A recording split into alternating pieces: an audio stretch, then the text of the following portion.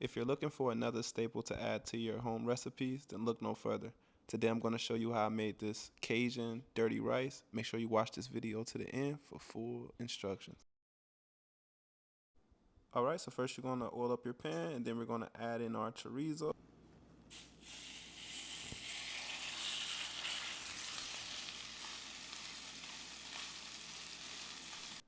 Alright, next you're just going to cook it until it's no longer pink in the middle. So just keep on breaking it down until it's no longer pink.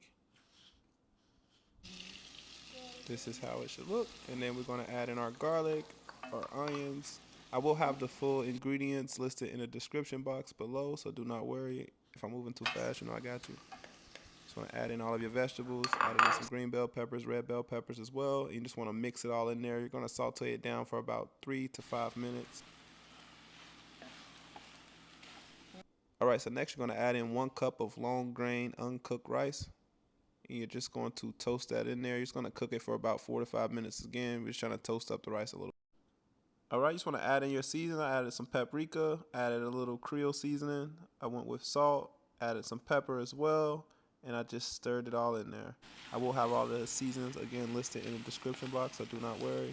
If you just want to get your seasoning at this point, you're just going to mix it in really well. Just try to make sure that it's evenly blended. Alright, so next you're going to go ahead and add in 2 cups of chicken stock. You're just going to slowly incorporate the 2 cups in. You just want to make sure that you're mixing in all of those flavors, getting all of that rice that's probably stuck to the bottom of the pot. Just want to make sure it's all mixed in so that way it can have an even cook. Once it comes to a boil like this, we're just going to pop it in the oven and we're going to cook it in the oven the rest of the way.